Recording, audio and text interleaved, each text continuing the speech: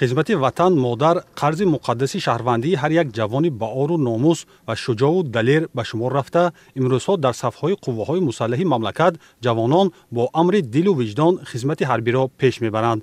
نقشه دعوت بهاری جوانان سال روان پیش از مهلت و با صفت بلند تامین گردیده در تمام قسم‌های نظامی مملکت نواسکران به سوگند حربی آماده کرده میشوند. این است که در قسم نظامی 45025 کمیته حالت‌های فوق‌العاده و مدافع گراجدنی نزد حکومت جمهوری تاجیکستان مراسمی با تانتنه سوگند یادکنی نواسکران برگزار گردید. در مراسم مذکور معاون رئیس کمیته حالت‌های فوق‌العاده و مدافع گراجدنی نزد حکومت جمهوری تاجیکستان، راهبریت ساختار ولایتی کمیته، نمایندگان مقامات اجرایی حاکمیت دولتی شهر گلستان و والدان سربازان شرکت ورزیدند. پس از پیشنهاد گزارش و صدا دادن سرود ملی، نواسکران هر یک سوگند صدق و وفاداری را قبول نموده برای خدمت به وطن آمادگی خود را بیان داشتند.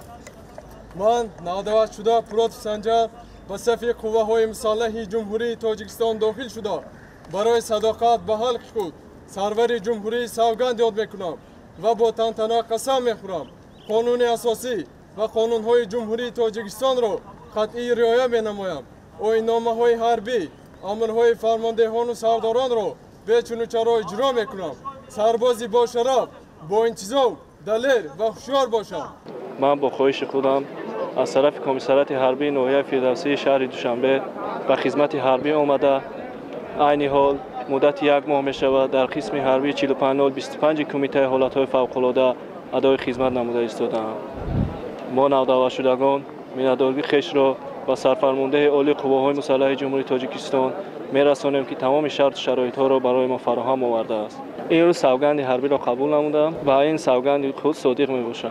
باید تذکر داد که این سربازان شجاع و دلیر وطن در دعوت بهاری به خدمت شامل گردیده دوام یک ماه از طرف افسران قسم حربی به مشغولیت‌های گوناگون فرا گرفته شدند. در این مدت اسکران به خدمت منبعده و قبول سوگند به پورگی آماده گشتند. سربازانی که به قسم حربی 45025 کمیته حالت‌های فوق‌العاده و مدافع گراجدنی نزد حکومت جمهوری تاجیکستان دعوت می‌گردند طبق برنامه‌های آمادگی جنگی، مشغولیت‌ها باید آماده نمودن قبول سوگند حربی از طرف شخصان مسئول آماده کرده می‌شوند. روز از روز شرایط خدمت چی از جهت معیشی چی از جهت مادی و تکنیکی خوب به نظر رسیده است.